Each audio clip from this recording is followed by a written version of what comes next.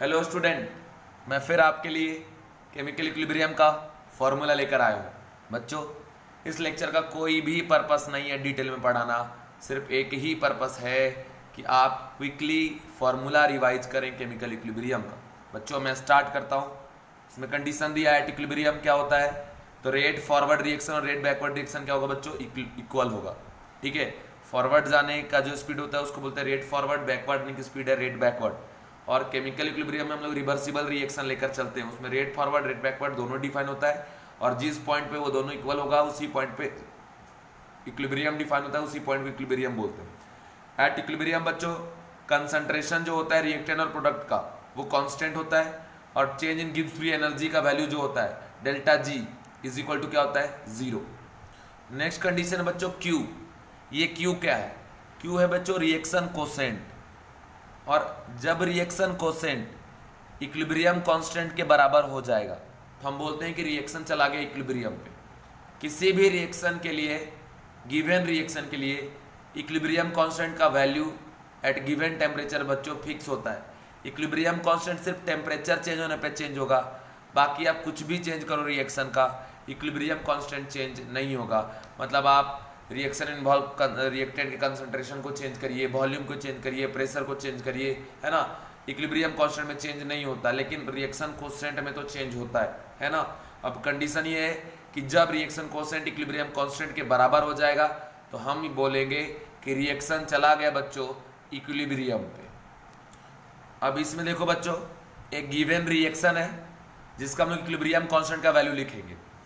इसमें given reaction में capital और कैपिटल बी रिएक्टेंट है, capital C capital D product है, जिसमें स्मॉल ए या स्मॉल बी स्टोइकियोमेट्रिक कोफिशिएंट है, और ये small C small D B क्या stoichiometric coefficient balance chemical equation का, है ना। अब इसमें कंडीशन है बच्चों कि हम लोग इक्विलिब्रियम कांस्टेंट लिखते हैं के सी के पी के टर्म्स में और के एक्स के टर्म्स में। के सी के टर्म्स में हम लोग कंसंट्रेशन का यूज करेंगे, के पी के टर्म्स में पार्शियल प्रेशर का यूज करेंगे, और के एक्स के टर्म्स में मोल फ्रैक्शन का यूज करेंगे। बच्चों कंडीशन याद रखिएगा कि एक टर्म होता है एक्टिव मास। एक्टिव मास कहते हैं मतलब जो मास एक्टिव हो रिएक्शन में, जो पार्टिसिपेट करे, है ना, और बाद में उसको रिप्लेस किया है कंसंट्रेशन में। और कंसंट्रेशन में भी बच्चों लोग मोलरिटी का यूज करते हैं, है ना, चाहे तो किसी का भी यूज कर सकते हैं, बट मोलरिटी का ही इक्वेशन हम लोग यूज करते हैं। अब कंडीशन देखिए, कंडीशन ये होमोजीनियस इक्वेशन है। रिएक्शन दो टाइप के होते हैं, होमोजीनियस और हेट्रोजीनियस। अभी ये होमोजीनियस मतलब ए बी सी डी सभी गैस फेज में, इसीलिए सभी के सभी इक्विलिब्रियम कांस्टेंट में इन्वॉल्व है।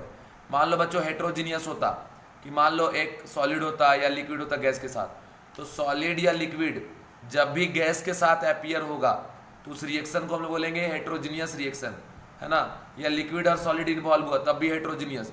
और हेट्रोजीनियस रिएक्शन केस में सॉलिड और लिक्विड का हम लोग एक्टिव मास 1 लेके चलते हैं बच्चों, और सिर्फ इक्विलिब्रियम कांस्टेंट के एक्सप्रेशन में या रिएक्शन कोसेंट के एक्सप्रेशन में इन्वॉल्व कौन होगा, गैसियस वाला। अभी इसको हम लोग होमोजीनियस लेके चल रहे हैं सारे गैस। अब एक्सप्रेशन लिखने का तरीका क्या है कि जो प्रोडक्ट है, प्रोडक्ट बाय रिएक्टेंट करते हैं, और प्रोडक्ट में जिसका जो कोफिशिएंट है वो उसका पावर में जाएगा। तो देखिए सी का कोफिशिएंट सी, डी का डी, सी लिखे के C equal to concentration of C to the power C, D to the power D divide by concentration of A to the power A and B to the power B in terms of active mass. दूसरा है बच्चों के P, partial pressure of C to the power C, partial pressure of D to the power D, partial pressure of A to the power A and partial pressure of B to the power b. ठीक है बच्चों, ये KP हो गया। KP define होने के लिए gas का होना जरूरी है। इसके बाद है बच्चों के एक्स। के एक्स में mole fraction of C to the power c, mole fraction of D to the power d, mole fraction divide by mole fraction of A to the power A and mole fraction of B to the power B in terms of mole fraction. लेकिन याद रखें, मान लीजिए ये solid होता तो फिर ये इस एक्सप्रेशन में इन्वॉल्व नहीं होता, ये सॉलिड होता तो ये इन्वॉल्व नहीं होता, जो सॉलिड है वो इन्वॉल्व नहीं होगा, या जो लिक्विड है वो भी इन्वॉल्व नहीं होगा अगर गैस के साथ अपीयर है तो। ठीक है बच्चों, इसका एक पॉइंट है कि partial pressure of solid is taken as unity and in calculation of partial pressure of solid their number of mole are not considered, है ना। तो पार्शियल प्रेशर का फॉर्मूला क्या होता है, mole fraction into total pressure, है ना। तो उसमें हम लोग सॉलिड वाले मोल को इन्वॉल्व नहीं कराएंगे, लिक्विड को इन्वॉल्व नहीं कराएंगे, सिर्फ जो गैसियस फेज में होंगे ना वही इन्वॉल्व होंगे। समझ गए, तो ये चीज़ याद रखिए। उसके बाद है बच्चों relation between k p and k c. K P is equal to k c r t to the power delta N g, और कंडीशन है if delta N G equal to zero then k P is equal to k c, if delta N g greater than zero then k p greater than k c, and if delta N g less than zero then k p less than k सी। और बच्चों ये जो observation है ना, ये valid होता है जब टेम्परेचर 12 केल्विन से बड़ा हो, है ना, और कुछ भी मेंशन नहीं है तो 12 केल्विन से ग्रेटर ही टेम्परेचर हम लोग लेके चलते हैं, क्योंकि एकदम नीचे लेके जाएंगे 0 केल्विन एब्सोल्यूट टेम्परेचर पे तो रिएक्शन होगा ही नहीं, बहुत लो टेम्परेचर पे रिएक्शन नहीं होता, क्योंकि रिएक्शन होने के लिए रिएक्टेंट भी एक्टिव होना चाहिए। तो ये ऑब्जर्वेशन कब है, जब टेम्परेचर ग्रेटर देन 12 केल्विन है। उसके बाद है बच्चों कि जो डेल्टा एन जी निकालते हैं कैसे, summation of stoichiometric coefficient of product जो गैसियस फेज में है minus summation of stoichiometric coefficient of reactant जो गैसियस फेज में है ना। इसलिए क्या, while determining delta N g take only gaseous species. Okay, इसके बाद बच्चों रिलेशन आप देखिए के पी और के एक्स के बीच में, तो इसमें कंडीशन याद रखिएगा K P is equal to K X P to the power delta N. Okay, ये कंडीशन आप ध्यान रखें। इसके अलावा आप ध्यान रखना बच्चों कि अब मैं बात करने जा रहा हूं बच्चों प्रॉपर्टीज ऑफ इक्विलिब्रियम कांस्टेंट पे, है ना। तो देखिए ये रिएक्शन दिया है a plus B gives c plus d, और इसका के सी इक्वल टू के है। तो हमेशा याद रखिएगा कि जब रिएक्शन को रिवर्स कर देंगे तो रिएक्शन कांस्टेंट जो उसका इक्विलिब्रियम कांस्टेंट वो इन्वर्स हो जाएगा। इसका बोलने का मतलब ये है, इन्वर्स बोलने का मतलब क्या होगा कि उसको के टू द पावर क्या कर देंगे -1। कब, जब रिएक्शन को आप रिवर्स कर देंगे। जैसे देखिए रिवर्स करने का मतलब प्रोडक्ट को रिएक्टेंट बना दो, रिएक्टेंट को प्रोडक्ट, तो जो के डैश इसका जो होगा जो न्यू इक्विलिब्रियम कांस्टेंट वो किसके बराबर हो जाएगा, प्रीवियस रिएक्शन के इन्वर्स के बराबर। तो इन्वर्स करने क्या हो जाएगा 1/k। अगर किसी नंबर से रिएक्शन में मल्टीप्लाई करेंगे तो नए इक्विलिब्रियम कांस्टेंट में क्या करना होगा कि पहले जो था इक्विलिब्रियम कांस्टेंट उसमें जिस नंबर से आपने मल्टीप्लाई किया वो उसके पावर में चला जाएगा। जैसे देखो इसमें 2 हमने मल्टीप्लाई कर दिया तो क्या हो गया 2a plus 2b gives 2c plus 2d। तो के डैश के सी डबल डैश क्या हो गया, यहाँ का k था तो 2 से मल्टीप्लाई किए तो ये जो 2 है इस k के पावर में जाएगा तो k² बन गया। अगर 1/2 मल्टीप्लाई किया तो क्या चला k टू द पावर 1/2 मतलब रूट के। ठीक है, समझ गए बच्चों। उसके बाद देखो इधर ये 3 रिएक्शन दिया है। ठीक है, 3 रिएक्शन दिया हुआ कि a gives b, b gives c, c gives d, है ना, Kc K1 इसका K2 इसका K3। और जब आप रिएक्शन को आपस में ऐड करते हैं बच्चों तो इनके इक्विलिब्रियम कांस्टेंट आपस में मल्टीप्लाई हो जाते हैं। मतलब इन तीनों को अगर हम ऐड कर देंगे CC कैंसिल आउट हो जाएगा, BB कैंसिल आउट हो जाएगा, A से D बचेगा, तो KC जो फाइनल है इसका क्या जाएगा, इन तीनों के इक्विलिब्रियम कांस्टेंट का प्रोडक्ट K1 K2 K3, है ना। उसके बाद और कंडीशन आप देखिए, कंडीशन ये है कि A to B है और ये C to B है। अगर A to C का निकालना है पहले इसको रिवर्स कर दो, तो रिवर्स करेंगे जिसका इन्वर्स हो जाएगा 1/k2 हो जाएगा, फिर ऐड करते BB कैंसिल हो जाएगा, बचेगा A से C तो हो जाएगा K1/k2। मतलब सीधा बात क्या समझा आपने, 2 रिएक्शन को ऐड करने पे इक्विलिब्रियम कांस्टेंट मल्टीप्लाई होंगे, जब रिएक्शन को रिवर्स करोगे तो उसके इक्विलिब्रियम कांस्टेंट इन्वर्स हो जाएगा, और अगर किसी नंबर से मल्टीप्लाई करोगे तो वो नंबर उसके इक्विलिब्रियम कांस्टेंट के पावर में चला जाएगा। इसके बाद है बच्चों रिएक्शन कोसेंट। रिएक्शन कोसेंट का हम लोग यूज करते हैं बच्चों डायरेक्शन बताने में, कि रिएक्शन जब इक्विलिब्रियम को अटेन करेगा तो इक्विलिब्रियम अटेन करने के लिए किस डायरेक्शन में मूव करेगा, आइदर फॉरवर्ड डायरेक्शन और बैकवर्ड डायरेक्शन, किस डायरेक्शन में जाएगा। ठीक है, ये ऑलरेडी इक्विलिब्रियम पे, तो सीधा याद रखना कि A plus B gives C plus D, और ये सारे गैसियस फेज वाले हैं, और अगर जो सॉलिड लिक्विड है उसको इन्वॉल्व नहीं करेंगे। तो Q इक्वल टू क्या करना है, जैसे इक्विलिब्रियम कांस्टेंट लिखते थे ना वैसे लिख दो, बट इक्विलिब्रियम कांस्टेंट इसमें क्या डिफरेंस है कि इक्विलिब्रियम कांस्टेंट में हम एट इक्विलिब्रियम वाले टेम्परेचर को पुट करते हैं, बट रिएक्शन कांस्टेंट के केस में जिस टाइम का दिया उसी टाइम के कंसंट्रेशन को यहाँ पुट कर दीजिए। ठीक है, एंड पुट करने के बाद एक वैल्यू निकालिए। अब वो जो वैल्यू निकालेंगे उसके 3 पॉसिबिलिटी, या तो इक्वल आएगा या ग्रेटर देन या लेस देन। अगर इक्वल आया तो समझ लो वो इक्विलिब्रियम पे ऑलरेडी है, अगर ग्रेटर देन आया तो वो इक्विलिब्रियम अटेन करेगा, मतलब क्यू को इक्वल टू के होना पड़ेगा। ठीक है, क्यू वेरिएबल होता है, डिपेंड करता है सिचुएशन पे, है ना। तो कंडीशन क्या है यहाँ का कि क्यू ग्रेटर देन के अगर आ रहा है तो क्यू का वैल्यू डिक्रीज होना पड़ेगा। उसके लिए रिएक्शन को बच्चों किधर जाना पड़ेगा, बैकवर्ड डायरेक्शन। ठीक है, तो इसमें कंडीशन है कि system proceed in backward side to attain equilibrium. If q less than k equilibrium then reaction goes in forward direction. तो ये जो कंडीशन मैंने बता दी बच्चों, मान लो बच्चों अगर आपसे ये कह रहा है कि दो डिफरेंट टेम्परेचर पे एक ही रिएक्शन को हम करा रहे है ना, उसमें इक्विलिब्रियम कांस्टेंट तो चेंज होगा, उसके बीच का रिलेशन क्या है? तो रिलेशन होता है बच्चों log K2/K1 is equal to delta H by 2.303 R into 1/T1 minus 1/T2। इसमें T1 क्या है? टेम्परेचर 1 एंड T2 क्या है? Final temperature. और T1 पे equilibrium constant K1 and T2 पे इक्विलिब्रियम कांस्टेंट K2। और डेल्टा एच क्या है बच्चों? Enthalpy of reaction. एंडोथर्मिक के लिए ग्रेटर देन 0 लेंगे और एक्सोथर्मिक के लिए लेस देन 0 लेंगे। इसके बाद है बच्चों relation between equilibrium constant and standard free energy change होता है कि delta G not is equal to minus 2.303 RT log K equilibrium. ठीक है ना। रिएक्शन कोसेंट ऑलरेडी बता ही दिए, ये प्रोडक्ट के बाय रिएक्टेंट करना ये सब तो बता ही दिया आपको। इसके बाद है बच्चों डिग्री ऑफ डिसोसिएशन। इसको जरा ध्यान से देखिए, इसके फॉर्मूला डायरेक्ट आता है एग्जाम में, नीट में और जेई में। कंडीशन ये डिग्री ऑफ डिसोसिएशन होता है कि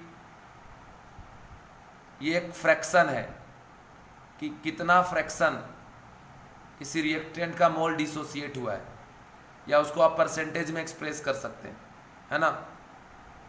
कितना परसेंट डिसोसिएट हुआ है जितना आपने लिया उसमें, या कितना फ्रैक्शन डिसोसिएट हुआ है, उसी को हम लोग नाम देते हैं डिग्री ऑफ डिसोसिएशन, जिसको अल्फा से रिप्रेजेंट करते हैं। तो अल्फा इक्वल टू होता है number of mole dissociated divide by initial number of mole taken. जितना मोल डिसोसिएट हो गया डिवाइड बाय आपने कितना इनिशियली मोल लिया था, वही उसका फ्रैक्शन आ गया। और इसमें अगर 100 मल्टीप्लाई कर देंगे तो क्या आ जाएगा? परसेंटेज, है ना। तो fraction of mole dissociated out of 1 mole. Note percent dissociation equal to क्या हो गया? Alpha into 100। ठीक है बच्चों। उसके बाद है observe molecular weight and observe vapour density of the mixture, है ना। अगर आपको निकालना है, कैसे निकालें देखिए। Observe molecular weight N of gas is equal to molecular weight of equilibrium mixture divided by total number of mole. उसके बाद यहाँ से अल्फा डिग्री ऑफ डिसोसिएशन का एक फॉर्मूला आया, capital D minus small D divide by N minus 1 into D, where capital D क्या है बच्चों? थ्योरेटिकल डेंसिटी, है ना। और ये ऑब्जर्व डेंसिटी, समझ गए। और ये एम टी क्या है? Theoretical molar mass. और ये क्या? ऑब्जर्व। तो ये कंडीशन है, ये रिलेशन है। इस रिलेशन को याद रखना, डायरेक्ट फॉर्मूला एग्जाम में आ चुका है बच्चों। इसके बाद हम लोग बात करने जा रहे हैं last segment of equilibrium, chemical equilibrium, जिसका नाम है ली चैटलियर्स प्रिंसिपल। बहुत आसान है, सिंपल है, बस कंडीशन याद रखिएगा। ली चैटलियर्स प्रिंसिपल कहता ये है कि अगर आप रिएक्शन में कुछ चेंजेस कराएंगे तो उसका इक्विलिब्रियम कांस्टेंट चेंज नहीं होता। मतलब आप कुछ चेंज कराएंगे ना तो रिएक्शन में भी अपने अंदर कुछ ऐसा चेंजेस करेगा ताकि उसका इक्विलिब्रियम कांस्टेंट मेंटेन रहे। ठीक है। जैसे आप मोल बढ़ा देंगे प्रोडक्ट का तो रिएक्शन बैकवर्ड डायरेक्शन में चला जाएगा, मोल बढ़ा देंगे रिएक्टेंट का तो रिएक्शन फॉरवर्ड डायरेक्शन में चला जाएगा और वापस इक्विलिब्रियम को मेंटेन कर लेगा। मतलब आप कुछ भी चेंजेस करेंगे तो थोड़े टाइम के लिए इक्विलिब्रियम डिस्टर्ब होगा। ठीक है। एंड इक्विलिब्रियम डिस्टर्ब होने के बाद वो फिर से इक्विलिब्रियम अटेन करेगा, बट इक्विलिब्रियम कांस्टेंट के वैल्यू में चेंजेस होने वाला नहीं है। इक्विलिब्रियम कांस्टेंट के वैल्यू में तभी चेंज होगा जब टेम्परेचर में आप चेंज करेंगे। तो ली चैटलियर्स प्रिंसिपल बोल रहा है if A system at equilibrium is subjected to a disturbance or stress that change any of the factor that determine the state of equilibrium, the state will react in such a way as to minimize the effect of the disturbance. Okay, बोल रहे effect of concentration तो बता ही दिए कि product का बढ़ाओगे तो backward जाएगा, reactant का बढ़ाओगे फॉरवर्ड जाएगा, रिएक्टेंट का कम करोगे बैकवर्ड आएगा, प्रोडक्ट का कम कर दोगे फॉरवर्ड जाएगा। इफेक्ट ऑफ वॉल्यूम, अगर आप वॉल्यूम का चेंज करेंगे बच्चों तो इनडायरेक्टली तो कंसंट्रेशन ही चेंज हो रहा है ना, तो उसमें भी कंडीशन के हिसाब से रिएक्शन अपने को चेंज करेगा, एक डायरेक्शन में शिफ्ट करेगा। बोल रहा है volume is increased pressure decrease, hence reaction will shift in direction in which pressure increases, है ना। क्योंकि वॉल्यूम बढ़ाने पे प्रेशर डिक्रीज हो रहा है तो वापस से उसका प्रेशर बढ़ाना पड़ेगा। उसके लिए रिएक्शन उस डायरेक्शन में मूव करता है जिधर जाने पे प्रेशर बढ़ जाएगा। या दूसरी बात, जैसे आप वॉल्यूम बढ़ाएंगे तो कंसंट्रेशन क्या होता है? मोल बाय वॉल्यूम। वॉल्यूम बढ़ाने पे आपका कंसंट्रेशन में भी चेंजेस आएगा, तो उसके हिसाब से ऑब्जर्वेशन है कि अगर डेल्टा एन ग्रेटर देन 0 है तो रिएक्शन फॉरवर्ड डायरेक्शन में जाएगा, अगर डेल्टा एन लेस देन 0 है तो रिएक्शन बैकवर्ड डायरेक्शन में जाएगा, और डेल्टा एन इक्वल टू 0 है, किधर जाएगा बच्चों, कोई भी डायरेक्शन में जाएगा। लेकिन कब, जब वॉल्यूम आप बढ़ाएंगे, वॉल्यूम कम करोगे तो सिचुएशन उल्टा हो जाएगा। और आपको कुछ भी चेक करना ना डायरेक्शन वगैरह, तो आप रिएक्शन कोसेंट से जाके चेक कर लो ना, जो भी चेंज कर रहे हो उस टाइम पे एक रिएक्शन कोसेंट लिख लीजिए, फिर उसको इक्विलिब्रियम कांस्टेंट से कंपैरिजन कर लीजिए, आ जाएगा वैल्यू। उसके बाद है बच्चों effect of pressure. Effect of pressure में भी वही चीज़ कि pressure increase at equilibrium then reaction will try to decrease the pressure, और अगर आप डिक्रीज करेंगे तो वो ट्राई करेगा इंक्रीज करने का। उसके बाद है बच्चों effect of addition of inert gas, है ना, अगर आप इनर्ट गैस का एडिशन करें रिएक्शन में, ठीक है, at constant pressure, if inert gas is added then to maintain pressure constant volume is increased, hence equilibrium will shifted in the direction which larger number of mole gas form, ठीक है। तो जब delta N greater than 0 होगा तो reaction forward direction में जाएगा, less than 0 होगा तो बैकवर्ड में जाएगा, और delta N G equal to 0 पे कोई भी चेंजेस नहीं। At constant volume inert gas का ऐड करने पे कोई फर्क पड़ने वाला नहीं है। और बच्चों ये बात याद रखिएगा, कंडीशन, ठीक है, इफेक्ट ऑफ टेम्परेचर का, क्या टेम्परेचर का इफेक्ट है कि अगर टेम्परेचर चेंज करेंगे तो इक्विलिब्रियम कांस्टेंट बदलेगा। और मैंने आपको कंडीशन बता दिया है, फॉर्मूला बताया log K2 बाई K1 वाला, है ना। अब इसमें एक कंडीशन ऑब्जर्व है कि अगर एंडोथर्मिक रिएक्शन है ना, एंडोथर्मिक रिएक्शन है तो टेम्परेचर बढ़ाइएगा तो इक्विलिब्रियम कांस्टेंट बढ़ेगा, टेम्परेचर कम करिएगा तो इक्विलिब्रियम कांस्टेंट कम होगा, है ना। और अगर एक्सोथर्मिक रिएक्शन है देन उस केस में टेम्परेचर बढ़ाने पे इक्विलिब्रियम कांस्टेंट कम होगा और टेम्परेचर कम करने पे इक्विलिब्रियम कांस्टेंट बढ़ेगा। इसका सीधा सीधा मीनिंग ये हुआ कि delta is greater than 0 then अगर आप टेम्परेचर इंक्रीज करते हैं तो रिएक्शन फॉरवर्ड डायरेक्शन में शिफ्ट होगा, टेम्परेचर डिक्रीज करते हैं तो बैकवर्ड डायरेक्शन में शिफ्ट होगा। दूसरी बात यह है कि अगर डेल्टा एच लेस देन 0 है और आप टेम्परेचर बढ़ा रहे तो रिएक्शन बैकवर्ड डायरेक्शन में जाएगा, और अगर आप टेम्परेचर कम कर रहे तो रिएक्शन फॉरवर्ड डायरेक्शन में जाएगा। इसके बाद एक फॉर्मूला याद रखिएगा, रिलेटिव ह्यूमिडिटी। इसमें सीधा बात है कि partial pressure of H2O vapour divide by vapour pressure of H2O at that temperature, इसके रेशियो को बोलते हैं रिलेटिव ह्यूमिडिटी। इसके बाद एक ये इक्वेशन याद रखिएगा, delta G is equal to delta G not plus 2.303 RT log Q। अगर इक्विलिब्रियम का बात करेंगे तो Q इक्वल टू क्या आ जाएगा, K। तो जैसे यहाँ K पुट करेंगे तो एट इक्विलिब्रियम डेल्टा जी का वैल्यू क्या आता है बच्चों, 0। तो delta G not equal to क्या आ जाएगा, minus of 2.303 RT log Q, Q के बदले आ जाएगा K, है ना। और ये वन टफ इक्वेशन है कि log K1 by K2 equal to delta H not by 2.303 R 1 by T2 minus 1 by T1। और अगर इसको पलट दोगे log K2 बाई K1 तो यहाँ पे क्या आ जाएगा 1 by T1 minus 1 by T2, ठीक है बच्चों। तो जो भी कंडीशन था इंपॉर्टेंट मैंने आपको बताने का काम किया। उम्मीद करता हूँ आपको इससे कुछ ना कुछ बेनिफिट मिलेगा और आप बहुत अच्छा करेंगे। एक बात अंत में मैं आपको लिख के बताता हूँ, यूनिट ऑफ केपी एंड केसी, इसको याद रखिएगा आप जरा। एंड बच्चों ये फॉर्मूला याद रखिएगा कि unit of Kp is equal to atm to the power delta N g and unit of Kc is equal to mole per litre to by delta N g. मतलब अगर डेल्टा एन जी 0 तो unitless, अगर 1 तो ATM, 2 तो ATM का square, -1 तो ATM to -1, ऐसे ही मतलब निकाल लेना, है ना। Thank you.